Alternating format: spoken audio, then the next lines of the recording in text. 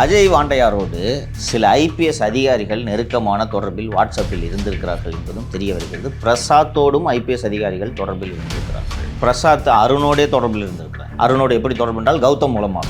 கௌதம் நேற்று சொன்னேன் அல்லவா, இந்த பல கோடி ரூபாய்க்கு சொகுசு கார்கள் வைத்திருப்பவர், அதன் மூலம் அவர் மூலமாக தொடர்பில் இருந்திருக்கார். ஸ்ரீகாந்த் கடந்த வருடத்தில் மட்டும் சில முறை அருணை இதே அலுவலகத்தில் நேராகவும் சந்தித்திருக்கிறார்.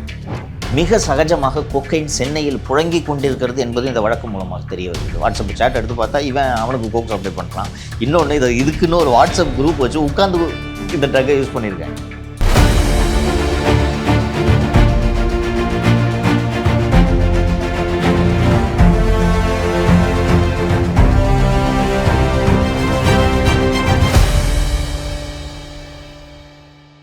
சார், அந்த கொக்கைன் தொடர்பான வழக்கில் நம்ம தொடர்ந்து பார்த்துருப்போம். நிறைய நடிகர்களுக்கு தொடர்பு இருக்குது அப்படின்னு சொல்லிட்டு. ஸ்ரீகாந்த் அரெஸ்ட் ஆனார். நேற்றைய தினம் கிருஷ்ணா கைது செய்யப்பட்டிருக்கிறார். இது எதை நோக்கி சார் போகும்? ஏன்னா எல்லா வழக்குகளையும் இங்கே முழுமையாக விசாரிக்கப்படுவதில்லை. ஒரு கடத்தோட நின்றுடுது. போலீஸாரே சில வழக்குகளை வேண்டுமென்றே அரசியல் காரணங்களுக்காக தடுத்து வைக்கிறாங்க. அந்த மாதிரியான குற்றச்சாட்டுலாம் இருக்குது. இந்த வழக்கிலையும் அந்த மாதிரி நடக்குமா?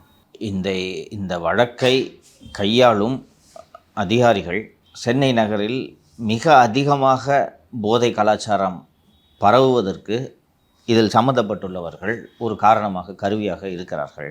இந்த வழக்கில் 2 பிரபலமான திரைப்பட நடிகர்கள் சம்பந்தப்பட்டிருப்பதால் இவர்களை கைது செய்வதன் மூலம் போதை மருந்தை பயன்படுத்துவதாலேயே நீங்கள் தண்டனையிலிருந்து தப்ப முடியாது, நடவடிக்கையிலிருந்து தப்ப முடியாது என்பதை உணர்த்துவதற்கு இந்த வழக்கை பயன்படுத்திக் கொள்கிறார்கள் என்று புரிந்து கொள்ள வேண்டும் என்று நான் நினைக்கிறேன். நார்மலாகவே காவல்துறையும் சரி, மற்ற என்சிபி போதைப்பொருள் தடுப்பு பிரிவுகளும் சரி, யூசர்ஸை அரெஸ்ட் பண்ண மாட்டாங்க, பெட்லர்ஸை அரெஸ்ட் பண்ணுவாங்க. யூசர்ஸை விக்டிமாக பார்ப்பாங்க. அடிமையாயிட்டான், துட்டை செலவு பண்ணி யூஸ் பண்ணுறான் அப்படின்னு பார்ப்பாங்க. இதில் சென்னை மாநகர காவல்துறையிலிருந்து திரு ஸ்ரீகாந்தின் கைது, திரு கிருஷ்ணாவின் கைது ஆகிய 2 செய்தி குறிப்புகளிலும் பயன்படுத்தினாலே நீங்கள் கைது செய்யப்படுவீர்கள் என்பதை புரிந்து கொள்ளுங்கள் அப்படின்ட்டு கீழே கடைசியாக ஒரு வரி அதில் இருக்கிறது. ஸோ இந்த 2 இப்போ வேறு எதுலேயும் நீங்கள் ஃபோக்கஸை ட்ரக் அப்யூஸ் பற்றி, ட்ரக் மெனஸ் பற்றின ஃபோக்கஸை வேறு எந்த கேஸ்லையும் 108 கிலோ கஞ்சா பிடிச்சேன், 200 கிலோ கஞ்சா பிடிச்சேன்னா அப்படியான்னு கடந்து போயிடுவோம். 2 நடிகர்கள்னு சொன்னால் நம்ம ஃபுல்லாக பார்ப்போம். ஸோ நீங்கள் யூஸ் பண்ணாலே நடவடிக்கைக்கு ஆளாக நேரிடும் என்பதை ஒரு செய்தியாக உணர்த்துவதற்காக இதை காவல்துறை செய்திருக்கிறது என்று நான் புரிந்து கொள்கிறேன். திரு கிருஷ்ணா அவர்களுடைய இரத்த பரிசோதனையில் அவர் பயன்படுத்தியதற்கான ஆதாரங்கள் கிடைக்கவில்லை. அவருடைய வீட்டில் நடைபெற்ற சோதனையிலும் அதற்கான ஆதாரங்கள் கிடைக்கவில்லை. ஆனால் கிருஷ்ணா இப்போது கைது செய்யப்பட்டுள்ள ஒரு பெடிலர், கெவின் என்ற ஒரு பெடிலரு, அப்புறம் பிரசாத், இவர்கள் இன்னொரு சில பேர், இவர்கள் இந்த போதை மருந்து பயன்படுத்துபவர்கள் எல்லாம் ஒரு வாட்ஸ்அப் குழுவை வைத்திருக்கின்றனர். அதில் இந்த மாதிரி இந்த இடத்துல இவர் வீட்டில் ட்ரக் பார்ட்டி. ஸோ அதுக்கு எவ்ரிபடி ஷுட் கான்ட்ரிபியூட். இப்போ நீங்கள் இருக்கிறீங்கன்னா, நீங்கள் அந்த குரூப்பில் மெம்பர்னால் டேட்டு டைம் போட்டுரும், இங்கே வந்துருங்க என்று சொன்னால் நீங்கள் பணத்தோடு இங்கே வந்து விட வேண்டும். So they share the drug. இதில் கிருஷ்ணா பார்ட்டாக இருந்திருக்கார். He's an user, he's not a peddler, he's an user. So அந்த அடிப்படையில் அவரை கைது செய்திருக்கிறார்கள். இப்போ கிருஷ்ணாவை கைது செய்ததன் மூலமாக இந்த நியூஸ் ரீச்சஸ் வைட். நீங்கள் எல்லா பேப்பர்லேயும் பேஜ் 1 நியூஸு, ஹிந்துவில் பேஜ் 1 நியூஸு, எல்லா செய்திலையும். வேறு ஒரு 10 கிலோ கொக்கைன் வச்சுருக்கவனை பிடிச்சா கூட இந்த அளவுக்கு அட்டென்ஷன் கிடைக்காது. ஸோ யூசரும் நடவடிக்கைக்கு உள்ளாவார் என்ற செய்தியை உணர்த்துறதுக்கு இதை பண்ணுறாங்கன்னு பார்த்துருக்கேன். இந்த முதல் அடிதடி வழக்கிலேயே கைதானவர்கள், அதன் பிறகு சப்சிக்வெண்ட்டாக கைதானவர்கள் பிரசாத், அஜய், இவர்கள் எல்லோருடைய தொலைபேசிகளையும் ஆய்வுக்கு உட்படுத்தியதில் டெலிட் ஆனதெல்லாம் ரெக்கவரி போட்டு எடுக்கிறாங்க. எடுக்கும்போது தான் இந்த வாட்ஸ்அப் குரூப்பு சேட் எல்லாம் வருது. அதில் கிடைத்த ஒரு விஷயம், இந்த தூண்டில் ராஜான்ட்டு ஒருத்தர் ஒரு ரெஸ்டாரண்ட் வச்சுருக்கார். தூண்டில் ரெஸ்டாரண்ட் ஈசிஆரில் வச்சுருக்கார். அது இந்த ரவுடிகளுக்கான ஹப்பு என்று செய்தி ஏற்கனவே வெளியே வந்தது. அந்த தூண்டில் ரெஸ்டாரண்ட்டுக்கு பின்னாடியே பிரகாஷ் என்ற ஒருவர் இருக்கிறார். அவருக்கு முழு நேர தொழில் ஓபிஎஸோட பினாமியாக இருக்கிறது. ஓபிஎஸ் தன்னுடைய சட்டவிரோதமான ஊழல் செய்து சம்பாதித்த பணத்தை பிரகாஷின் பேரில் வீடு வாங்கி போட்டிருக்காரு. இந்த பிரகாஷோட வீடே அந்த தூண்டில் ரெஸ்டாரண்ட்டுக்கு பின்னாடி இருக்குது, கிழக்கு கடற்கரை சாலையில். அவர் இதில் விசாரணை வலயத்துக்குள் கொண்டு வரப்படுவார் என்று கூறுகிறார்கள். எங்கிருந்து வந்த பணம், எதில் வந்த பணம்ன்ட்டு இந்த அடையாளம் காண முடியாத அளவுக்கு பணம் புழங்குது. பிரசாத் ஒரு பக்கம் 2017 அதிமுக ஆட்சி காலத்திலிருந்து ஃபேக் அப்பாயின்மெண்ட் ஆர்டர், இந்தா நீ மெட்ரோ வாட்டர் இன்ஜினியர், நீ சென்னை கார்ப்பரேஷன் இன்ஜினியர், நீ ஃபயர் சர்வீஸில் ஸ்டாஃப் என்று அவர் அப்பாயின்மெண்ட்டு போட்டு இப்படி சம்பாதித்திருக்கிறார். அது ஒரு தொகை. அஜய் டபுள் டாக்குமெண்ட்டு ஈசிஆரில் இல்லாத டாக்குமெண்ட்டை உருவாக்குறது, ஒரே ஆளுக்கு 2 பத்திரத்தை விற்கிறது, இது போன்ற வேலைகளில் செய்து அவர் கொஞ்சம் பணம் சம்பாதிக்கிறார். இதற்கு பிறகு இந்த ட்ரக் பிஸ்னஸ் வந்த உடனே எல்லாரும் நேரடியாக இந்த ட்ரக்குக்கு வந்து பணம் கொட்ட தொடங்குகிறது.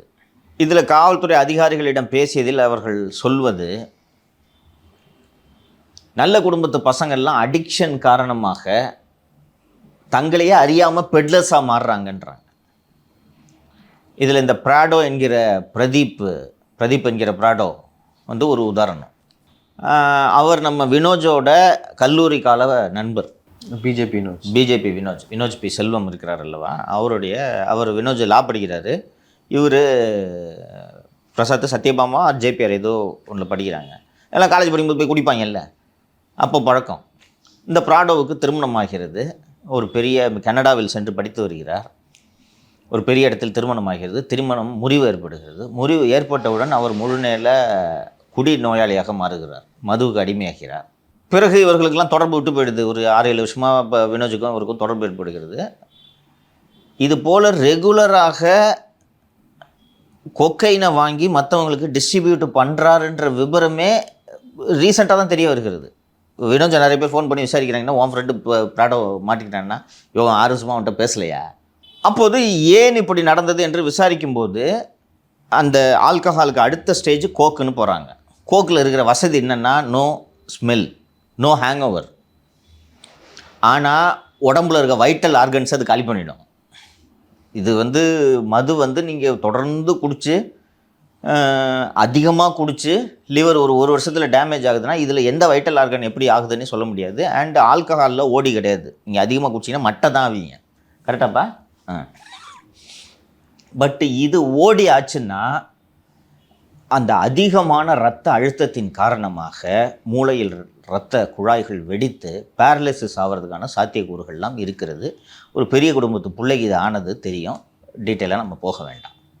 அண்ட் இந்த ஃபோனை எடுத்து ஆராய்ஞ்சதில் அஜய் வாண்டையாரோடு சில ஐபிஎஸ் அதிகாரிகள் நெருக்கமான தொடர்பில் வாட்ஸ்அப்பில் இருந்திருக்கிறார்கள் என்பதும் தெரிய வருகிறது. பிரசாத்தோடும் ஐபிஎஸ் அதிகாரிகள் தொடர்பில் இருந்திருக்கிறார்கள். பிரசாத் அருணோடே தொடர்பில் இருந்திருக்கிறார். அருணோடு எப்படி தொடர்பு என்றால் கௌதம் மூலமாக. அந்த கௌதம் நேற்று சொன்னேன் அல்லவா, இந்த பல கோடி ரூபாய்க்கு சொகுசு கார்கள் வைத்திருப்பவர், அவர் மூலமாக தொடர்பில் இருந்திருக்கார். ஸ்ரீகாந்த் கடந்த வருடத்தில் மட்டும் சில முறை அருணை இதே அலுவலகத்தில் நேராகவும் சந்தித்திருக்கிறார். ஸோ சரி சார், அப்போ காப்பாற்றிருப்பாங்களே, எப்படி இது வருகிறது என்றால், ஒன்ஸ் இன்வெஸ்டிகேஷன் ஸ்டார்ட் ஆனவுடனே எவ்ரிதிங் கெட்ஸ் டாக்குமெண்டட்.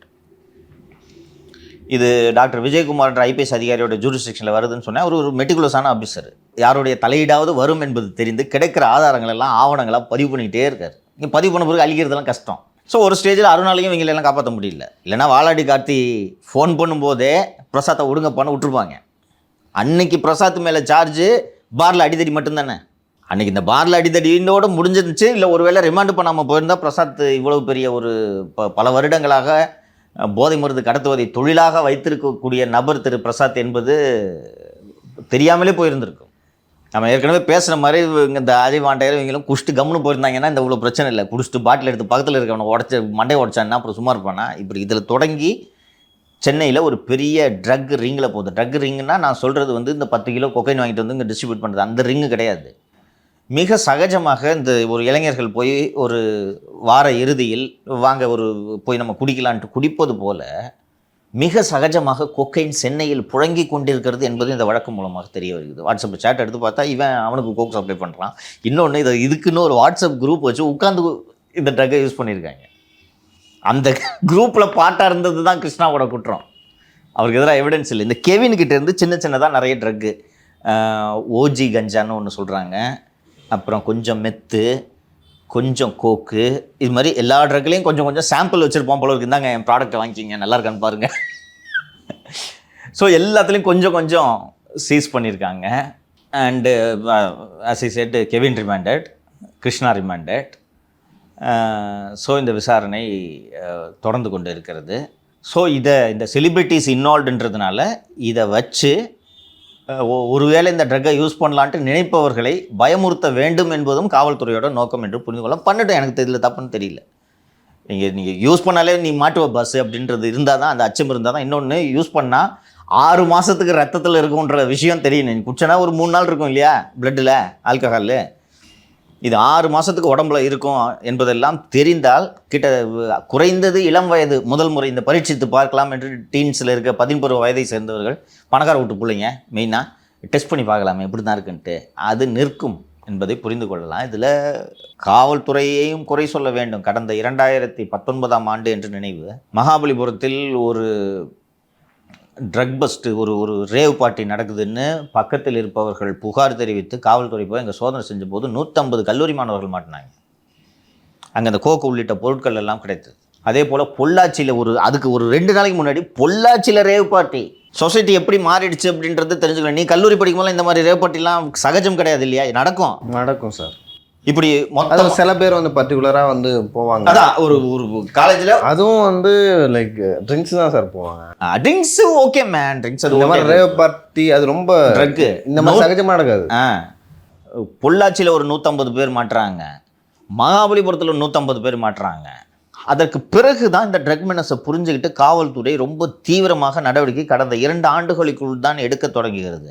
நாம் சொன்னது போல் இந்த 2021 அல்லது 22 விஆர் மாலில் நடந்த அந்த டெத்தை ப்ரூவ் பண்ணி வேகமாக நடவடிக்கை எடுத்திருந்தீங்கன்னா நீங்கள் அதுக்கப்புறம் இவ்வளோ பரவலாக்கத்தை நீங்கள் தடுத்திருக்கலாம். அப்புறம் நான் சொன்னேன், ஒரு பெரிய வீட்டு புள்ள இதில் ஓடியில் மாட்டிக்கிட்டாருன்ட்டு சொன்னேன் நான். அது சென்னை நகரின் மையப்பகுதியில் இருக்கக்கூடிய ஒரு பாரில் சாதாரணமாக நடந்த நிகழ்வு. எல்லாருக்கும் தெரியும், உயர்மட்டத்தில் இருக்கவங்களுக்கு எல்லாருக்கும் என்ன காரணன்றது தெரியும். அன்றைக்கி அது எப்படி ஈஸியாக அவைலபிளாக இருந்துச்சுன்றது அன்றைக்கி நீங்கள் சோதனை பண்ணிங்களா? அன்றைக்கி நீங்கள் பண்ணியிருந்தீங்கன்னா இன்றைக்கி இவ்வளோ தூரம் வந்திருக்காது. So at least now they are taking action என்பது எனக்கு உள்ளபடியே மகிழ்ச்சி. ஸோ இந்த வழக்கை பயன்படுத்தி இது நீங்கள் தொட்டிங்கன்னா செத்தீங்க அப்படின்ற அந்த செய்தியை காவல்துறை இந்த போதை பொருளை பயன்படுத்தலாம் என்ற நோக்கத்தில் இருப்பவர்களுக்கு உணர்த்த விரும்புகிறது என்று நாம் இந்த வழக்கின் மூலம் புரிந்து கொள்ளலாம். ஸோ தொடருது இந்த விசாரணை. இன்னும் அந்த வாட்ஸ்அப் குரூப்பில் மெம்பராக இருந்திருப்பாங்கல்ல, வேறு யார் என்ன ஒவ்வொருத்தராக கூப்பிடுவாங்க என்று நான் புரிந்து கொள்கிறேன். சார், அருண் கமிஷனரை வந்து நடிகர் ஸ்ரீகாந்த் மீட் பண்ணாருன்னு சொன்னீங்கல்ல. ஸோ ஏற்கனவே அவர் பாதிக்கப்பட்டிருக்காரு, ஒரு படம் நடிச்சிருக்காரு, அதில் வந்து சம்பளம் வரல, ஒரு வேளை கம்ப்ளைண்ட் கொடுக்கறதுக்கு அந்த மாதிரியான மீட்டிங்காங்க சார்? வேரியஸ் ஃபேக்டர்ஸ் இருக்குமா. போலீஸ் அதிகாரிகள் கூட சகவாசம், எனக்கு தெரிஞ்சவன் சார் இந்த மாதிரி 10 கோடி ஏமாற்றிட்டேன், அதை வாங்கி கொடுங்க, லேண்டு பிரச்சனை வாங்கி கொடுங்க, வேற ஒருத்தர் குடிச்சிட்டு மாட்டிட்டான் வண்டியை ரிலீஸ் பண்ணி கொடுங்க. பிரசாத்துக்கு அந்த மாதிரி நட்புகள் இல்லை. இப்போ பிரசாத்துக்கு வந்து இப்போ ஒரு வாரமாக சப்பா ஃபைன் கட்டியும் வண்டி வரல சார், லைசன்ஸ் வேறு புனிய வச்சுக்கிட்டாங்க சார் அப்படின்னு. இப்போ பிரசாத்துக்கு வந்து நடிகர் ஸ்ரீகாந்த் போன்றவர்கள் தொடர்பில் இருந்தால் போய் சார் இந்த மாதிரி நம்ம நண்பர் அவரது வாங்கி இப்படி பழக்கம். சார் தாண்டி வந்து ஐபிஎஸ் அதிகாரிகளும் அதை விரும்புவாங்க. எனக்கு அந்த ஆக்டரை தெரியும், அருண் விரும்புவார். ஸ்ரீகாந்தா வர சொல்லு, நான் ஃப்ரெண்டு தான் அப்படின்வாங்க. அருணுக்கு விருப்பம் இல்லைன்னா போய் பொண்ணுக்கு ஆக்சிடென்ட்டை செல்ஃபி எடுக்கிறதுக்கு டிசியை மிரட்டுவீங்களா? அதிகாரிகளும் விரும்ப மனிதர்கள் தானே. இன்னொன்று, நீ கமிஷனர் இருக்கிறதுனால தான் உன்னை தேடி ஸ்ரீகாந்த் வர்றாரு. நீங்கள் ஊர்காவல் படையின் தலைவராக இருந்தால் ஸ்ரீகாந்த் தேடி வருவாரா? அதனால் அவர்களும் இதை விரும்புவார்கள். நம்ம ஏற்கனவே பேசியிருந்தோம், திரு அருண் அவர்களை வந்து மேல் இடத்துல இருந்து விசாரிக்கிறாங்க. மேலிடம் இல்லை, மத்திய உளவுத்துறை விசாரிக்கிறாங்க அப்படின்னு சொல்லிட்டு அருண் மற்றும் அவரது மனைவி திருமதி யமுனா தேவி ஐஆர்எஸ் அதிகாரி விசாரிக்கிறாங்கன்னு சொல்லியிருந்தேன். ரைட், சொல்லுங்கள். உண்மையாகவே விசாரிக்கிறாங்களாங்க சார்? நம்புற மாதிரியே இல்லை சார். சரி, விசாரிக்கிறாங்க. என்ன காரணத்துக்காக விசாரிக்கிறாங்க? ஒரு பொலிட்டிக்கல் பார்ட்டியாக இருந்தால் சம்பாரிச்சிக்கிறாங்க, அவங்கள வந்து விசாரணை வளர்த்துல கொண்டு வர முடியும், அமலாக்கத்துறை உள்ள நுழைப்பாங்க அப்படின்னு விஷயங்கிறது. ஐஆர்எஸ் அதிகாரியை அப்படி விசாரித்து என்ன பண்ண போகிறாங்க? ஏன்னா இங்கே இருக்கிற சில அதிகாரிகள் இதை வந்து எல்லா அதிகாரிகளும் வந்து பணம் வாங்குறாங்க. ஏன் அவங்கள மட்டும் விசாரிக்கிறாங்க? நல்ல கேள்வி. உளவுத்துறை எப்படி செயல்படுகிறதுன்றதை நீங்கள் புரிந்து கொள்ள வேண்டும். ஒரு விஷயம் தேவையோ தேவையில்லையோ அதை பற்றி விசாரித்து அதில் என்ன விஷயம் என்பதை நடந்து அதை ஒரு குறிப்பாக உளவுத்துறையோட கோப்பில் ஏற்றிடுவாங்க. நம்ம ஒரு நிகழ்ச்சியில் பேசுகிறோம், ஏதோ ஒரு 2 லட்சம் பேர் பார்க்குறாங்கன்ட்டு நீங்கள் கடந்து போய்விடலாம். பார்வையாளர்களும் ஏதோ நல்லா ஜாலியாக பேசுகிறாங்கப்பா அப்படின்ட்டு கடந்து போய்விடலாம். ஆனால் உளவுத்துறையோட வேலை இந்த தகவல்கள் உண்மையா என்று சரிபார்க்க வேண்டும். நீங்கள் போகிற போக்கில் சொல்லிவிட்டு சென்று விடுகிறீர்கள். இந்த மாதிரி யமுனா தேவி அவங்களோட கலீகு திரு தர்மராஜ் ஐஆர்எஸ் அவர்களுடைய தம்பி வரதட்சணை குடும்ப புகாரில் சண்முகராஜ் தானே அவர், சண்முகராஜ் வரதட்சணை குடும்ப புகாரில் மாட்டிக்கிட்ட உடனே யமுனா தேவி ஹஸ்பண்டுக்கிட்ட சொல்லி அது மேலே எஃப்ஐஆர் போடாமல் பார்த்துங்கன்ட்டு நம்ம சொல்லிட்டு போயிட்டோம். மத்திய உளவுத்துறை இந்த தகவல் உண்மையா இல்லையா என்பதை சரிபார்க்க வேண்டும். உளவுத்துறைன்னு சொல்கிறோமே, அவங்க என்ன தான் பார்த்துக்கிட்டு இருக்காங்க. பல்வேறு டிவிஷன்ஸ் இருக்கும் உளவுத்துறையில். நம்ம ஸ்டேட்டில் இருக்க டிவிஷன்ஸை நான் ஏற்கனவே ஒரு ஷோவில் சொன்னேன்னு நினைக்கிறேன். இந்த நக்சல் மற்றும் நக்சல் இடதுசாரி தீவிரவாதங்கள், தமிழ் தேசியவாதிகள் எல்லாம் கண்காணிக்கிறதுக்கு என்று கியூ பிரிவு மற்றும் உள்நாட்டு பாதுகாப்பு என்று இருக்கிறது. மத தீவிரவாதிகள், இந்து மதம் மற்றும் இஸ்லாமிய மதத்தில் இருக்கக்கூடிய மத தீவிரவாதிகளை கண்காணிப்பதற்கென்று ஸ்பெஷல் டிவிஷன் என்று ஒரு பிரிவு இருக்கிறது. முக்கிய நபர்களின் பாதுகாப்புக்காக கோர்சல் சிஐடி செக்யூரிட்டி பிரான்ச் என்று ஒரு பிரிவு இருக்கிறது. இது எல்லாவற்றையும் இது போக ரவுடிகளை கண்காணிப்பதற்காக ஆர்கனைஸ்டு கிரைம் இன்டெலிஜென்ஸ் யூனிட் என்று ஒரு பிரிவு இருக்கிறது. இது போக ஜெனரல் இன்டெலிஜென்ஸ் இருக்கிறது, பொலிட்டிக்கல் இன்டெலிஜென்ஸ் இருக்கிறது. இதே போன்ற பிரிவுகள் மத்திய உளவுத்துறை, இன்டெலிஜென்ஸ் பியூரோ என்ற மத்திய உளவுத்துறையிலும் இருக்கும். அவர்கள் அதை உடனடியாக அந்த விசாரித்த தகவல்கள் மீது நடவடிக்கை எடுப்பார்கள் அல்லது எடுக்காமல் இருப்பார்கள். ஆனால் அந்த விஷயத்தில் இருக்கக்கூடிய உண்மைத்தன்மை என்ன என்பதை அவர்கள் விசாரித்து வைக்க வேண்டியது அவர்களுடைய கடமை. இன்னொன்று உதாரணத்துக்கு பாஷ்யத்தை எடுத்துக்கலாம். பாஷ்யம் அபினேஷ் இந்த மாதிரி தமிழ்நாட்டில் இருக்கக்கூடிய எல்லா அரசியல்வாதிகளோட பணத்தையும் வச்சுருக்கிறாரு, அதிகாரிகளோட பணத்தையும் வச்சுருக்கிறாரு அவர் அப்படின்றது அவங்களுக்கு தெரியும். இப்போ நீங்கள் ஒரு அரசியல்வாதி, லியோ ஒரு ஐஏஎஸ் அதிகாரினா லியோ ஒரு 10 கோடி கொடுத்து வச்சுருப்பார், நீங்கள் ஒரு 50 கோடி கொடுத்து வச்சுருப்பீங்க. லியோ என்ன நினச்சிட்டு இருப்பார், நம்ம மட்டும்தான் அபினேஷ்ட துட்டு கொடுத்து வச்சுருக்கோம் அப்படின்ட்டு நினச்சிட்டு இருப்பார். நீங்கள் வந்து நம்ம மட்டும்தான் துட்டு கொடுத்து வச்சுருக்கோம்னு நினச்சிட்டு இருப்பீங்க. இதே மாதிரி ஓபிஎஸ் நம்ம மட்டும்தான் துட்டு கொடுத்து வச்சுருக்கோம்னு நினச்சி கொண்டு இருக்கிறார். இவங்க அத்தனை பேர்கிட்டையும் அபினேஷ் தனித்தனியாக என்ன சொல்லுவார்னா, இப்போ தான் நான் ஜெய்ஷாட்ட ஃபோன் பேசிட்டு வச்சேன், நாளைக்கு காலையில் காஃபி சாப்பிட்லாம் வாங்கன்னு கூப்பிட்டாருன்னு சொல்லுவார்.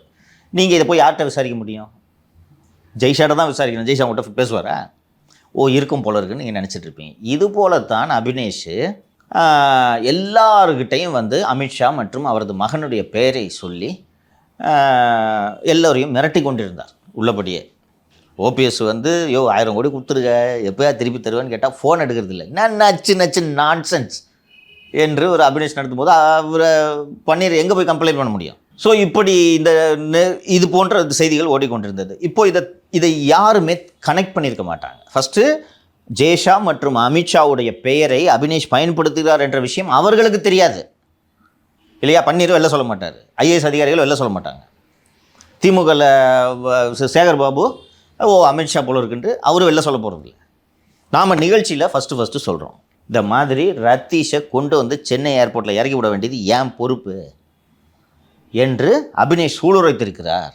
அண்ட் இப்போது கடைசியாக திரு அபினேஷ் அவர்கள் 800 கோடி தான் 800 கோடியோட ப்ராப்பர்ட்டியை 1200 கோடி கொடுத்து வாங்குகிறார். ஸோ அந்த ஸ்டாண்டர்ட் சார்ட்டர்ட் ப்ராப்பர்ட்டியை இவர் பிட் பண்ணுறாரு. ஆனால் அதில் இன்வெஸ்ட் பண்ணக்கூடிய பணம் இந்தியா சிமெண்ட்ஸ் குடும்பத்தைச் சேர்ந்த திருமதி ரூபா மற்றும் சுனில் கேட்பாலியா ஆகியோருடைய பணம் அப்படின்ற விவரத்தை நம்ம சொல்கிறோம். அதே போல் உள்துறை அமைச்சர் வந்து இந்த ரத்தீஷ், இந்த ட்ரக்கு இஷ்யூ எல்லாத்தையும் விசாரிக்கணும்னு சொல்கிறார். அதே போல் திரு அபினேஷ் அவர்கள் ரசல் கைமால பண்ணது உளவுத்துறையோட கவனத்துக்கே வந்திருக்காது. நாம் இது போல் பொதுவெளியில் ஒரு செய்தியை தூக்கி வச்சதும் உளவுத்துறை இதற்கு பிறகு விசாரணையை தொடங்குவார்கள்.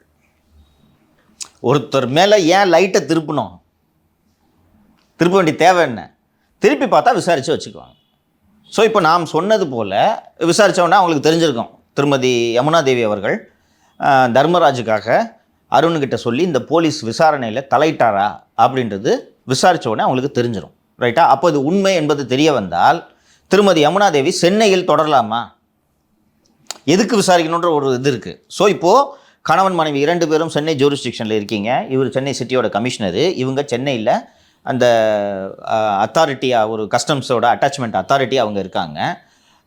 இவங்க 2 பேரும் இங்கே இருக்கிறது ஹவாலா ஏஜென்ட்டை ஏற்கனவே காப்பாற்றினாங்கன்ற ஒரு செய்தி வருது. ஸோ இவங்க 2 பேரும் இங்கே இருக்கிறது conflict of interest. So Yamuna Devi should be shifted out of Tamil Nadu. ஏற்கனவே திருப்பதியில் ஜிஎஸ்டி கமிஷனராக அவர் இருந்தார். அங்கிருந்து சிபாரிசு பிடித்து மாற்றுதல் ஆகி இங்கே சென்னைக்கு வந்தார். ஸோ இப்போ மீண்டும் கான்ஃப்ளிக்ட் ஆஃப் இன்ட்ரெஸ்ட் வருது என்று விசாரிக்க தொடங்குகிறார்கள். இந்த விசாரணையை தொடங்கிய பிறகுதான் அவர்களுக்கு புதிதாக தகவல்கள் வர தொடங்குகின்றன. ஏற்கனவே விசாரித்ததில் வந்து கௌதம் என்ற ஒரு பினாமி, அந்த கௌதம் பேரில் 51 ப்ராப்பர்ட்டியை அவர் ரெஜிஸ்டர் பண்ணியிருக்கான்றது தெரிய வந்தது. கௌதம் ஒன் ஆஃப் தி பினாமி, இன்னொரு பினாமி இருக்கிறார் என்பது இந்த மத்திய உளவுத்துறை விசாரணையில் இப்போது தெரிய வந்திருக்கிறது. சென்னை அண்ணா நகரை சேர்ந்த VR ஹவுசிங் அண்ட் ப்ராப்பர்ட்டிஸ் என்று ஒரு நிறுவனம் இருக்கிறது. It's any other real estate company. அதன் உரிமையாளர் திரு விநாயகம். இந்த விநாயகம் திரு அருண் அவர்கள் திருச்சியில் இருந்ததிலிருந்து இன்று வரை சம்பாதித்த சொத்துக்களை சேர்த்து வைக்கக்கூடிய பினாமியாக இருக்கிறார் என்பது இப்போது அந்த விசாரணையில் தெரிய வந்திருக்கிறது. ஸோ இதெல்லாம் விசாரித்து வச்சுப்பாங்க. எப்போது தேவையோ அப்போது நடவடிக்கை எடுப்பார்கள், இதை பயன்படுத்துவார்கள். வேணும்னா வச்சுப்பாங்க, இல்லைன்னா விட்டுருவாங்க. என்னை பற்றிலாம் பெரிய ஃபைலே இருக்குது, உன்னை பற்றியும் இருக்கும். மத்திய உளவுத்துறையில் இல்லை, மாநில உளவுத்துறையில் இல்லை மத்திய உளவுத்துறையில் இருக்கும். நீ ஐபிசி டேஸ்லேருந்தே வந்திருக்கும். ஐபி ஈழம் நீ இந்த போராட்டத்தில் ஈடுபட்டதுலேருந்து வந்திருக்கோம். லயோலா காலேஜில் இருந்ததில்ல. இப்போ லியோ லயோலா காலேஜில் போராட்டத்தில் இருக்காரு, ஒன்றும் இல்லை. இப்போது லயோலா காலேஜில் ஈழம் தமிழர்களுக்காக லியோ போராட்டம் நடத்துகிறாரு. போராட்டம் நடத்தினா யார் யார் இந்த பசங்க வேணும்? எல்டிடி ஃபண்டு லியோவுக்கு வருதா? இது ஒரு உளவுத்துறை தெரிஞ்சுக்கணும். இவங்க போராட்டம் நடத்துகிறாங்களே, காலேஜ் பசங்க ஏதோ உணர்வில் போராட்டம் நடத்துனாங்கன்னு போகக்கூடாது. யார் அந்த போராட்டத்தை நடத்துறது? இந்த பையன் யார்? அவன் பேக்ரவுண்ட் என்ன? ஊருக்கு போய் பேக்ரவுண்டு அங்கே போய் செக் பண்ணிவிட்டு, ஸோ ஒரு எளிய குடும்பம். அப்போ இங்கே வந்து உண்ணாவிரத்துக்கு பந்தல் போட்டிருக்காங்க, மைக்கு வச்சுருக்காங்க. இந்த மைக்குக்கு யார் காசு கொடுத்தது? லியோ வந்து மொதல் நாள் ஏடிஎம்லேருந்து வித்ட்ரா பண்ணியிருக்கான், 2000 ரூபா எடுத்திருக்கான். அந்த 2000 ரூபா தான் மைக்குக்கு செலவாயிருக்குன்னா ஓகே. ஆனால் மைக்குக்கு 2000 ரூபா செலவாயிருக்கு, வந்திருக்க எல்லாருக்கும் அன்றைக்கி பிரியாணி வாங்கி போட்டிருக்காங்க. 20000 ரூபா செலவாயிருக்குன்னா லியோ படிக்கிற பையன், இவனுக்கு எது 20000 ரூபா? அப்போ யாரோ ஃபண்டு பண்ணுறாங்க. அப்போ லியோவுக்கு அன்றைக்கி பிரியாணி வாங்கி போகிறது 20000 ரூபா எங்கேருந்து வந்துச்சு? லியோவை ஒருத்தன் வந்து சந்தித்தான், அப்போ பணப்பரிமாற்றம் நடந்திருக்குது. அந்த சந்தித்தவன் யார்? அவன் எல்டிடியோட ரெப்ரசன்டேட்டிவ். அப்போ எல்டிடி இங்கே ஆப்ரேட் பண்ணுறாங்க. எல்டிடி இங்கே ஆப்ரேட் பண்ணால் உள்நாட்டு பாதுகாப்பு ஆபத்தா? இதுக்கு தான் அவங்க கவனம் இப்போ லியோ மேலே இல்லை. பட் லியோவை வச்சு தான் எல்டிடியை பிடிக்க முடியும். இதுக்காக லியோவை பற்றி ஒரு ஃபைலை ஓப்பன் பண்ணி வச்சுருப்பாங்க. லியோ ஸ்டாலின் என்பவர் அங்கே வேலை செய்திருந்தார். அதற்கு பிறகு ஐபிசி என்ற நிறுவனத்தில் வேலை செய்தார். அதற்கு பிறகு சவுக்கு மீடியாவில் வேலை செஞ்சு வரிசையாக கேஸ் வாங்கினுக்கிறாரு என்று அந்த கோப்பில் இல்லை ஏதுவாங்க அந்த மாதிரிலாம் அப்டேட் பண்ணி இருக்கணும். யார் எப்போது எதை கேட்டாலும் தெரிய வேண்டும், அதுதான் உளவுத்துறை. தாண்டி வந்து எங்கே யார் ஈழம் சப்போர்ட்டராக மீடியாஸில் வந்து ஈழம் பற்றி நியூஸ் போடுறாங்களோ அவங்க பேக்ரவுண்ட்லாம் விசாரிப்பாங்க. இன்னொன்று சொல்கிறேன், இங்கே இருக்கக்கூடிய ஸ்ரீலங்கன் கான்சுலேட் விசாரிக்கணும், தெரியுமா? கரெக்டாப்பா? கரெக்ட். கான்சுலேட் விசாரிப்பாங்க. அந்த சமயத்தில் பீக்கில் இருந்தாங்க அவங்க, ஆக்டிவிட்டி இல்லை. அவங்க விசாரிக்கிறத நம்ம உளவுத்துறை செக் பண்ணணும். That is counter intelligence. தேவைப்பட்டால் ஷேர் பண்ணுவாங்க இன்ஃபர்மேஷனை. அவங்களே சொல்லுவாங்க, சார் இங்கே வந்து இது லியோன்னு ஒருத்தர் இருக்கான், நீங்கள் நினைக்கிற மாதிரி அவன் சாதாரணமாக காலேஜ் ஸ்டூடெண்ட்டு நினச்சாதீங்க, அவன் எல்டிடின்ட்டு அவங்க இங்கே சொல்லி விடுவாங்க. ஓகே. அப்போ ஏதாவது ஒரு சான்ஸ் கிடைக்கும் போது லியோ தூக்கி உள்ள வைப்பாங்க. ஆமாம், இல்லை அந்த இஷ்யூ சம்மந்தமாக ஏதாவது டீட்டெயில் வேணும்னா கேட்பாங்க. லியோ சோர்ஸாக மாற்றுவாங்க. இப்படித்தான் இது நடக்குது. அதனால் நான் வந்து இந்த தகவலை இப்போ இந்த விநாயகம் விஆர் ஹவுசிங்னா அண்ணா நகரில் இருக்கிறது எனக்கு தெரியுமா? எனக்கு எப்படி தெரியும்? இப்படி ஒரு ரியல் எஸ்டேட் நிறுவனம் இருக்கிறது கூட எனக்கு தெரியாது. கௌதம்னு ஒரு கேரக்டர் இருக்குது, இந்த மாதிரி பணக்காரர். நான் ஏன் 2 கோடி ரூபாய் கார் வாங்க போகிறேன்? அந்த மாதிரி ஒரு பணக்கார பையன் கௌதம்னு ஒரு பையன் நல்லா ஸ்டைலாக கூலிங் கிளாஸ்லாம் போட்டுக்கிட்டு ஒரு பையன் இருக்கிறது எனக்கு தெரியுமா? ஸோ அவர்கள் இதை விசாரிப்பார்கள். இது வந்து மியூச்சுவல்னு வச்சுக்கோங்க. இந்த மீடியாவுக்கும் லியோவுக்கு தெரியும், மீடியாவுக்கும் உளவுத்துறைக்கும் எப்போவுமே ஒரு மியூச்சுவல். அவங்க நம்மகிட்ட கேட்பாங்க.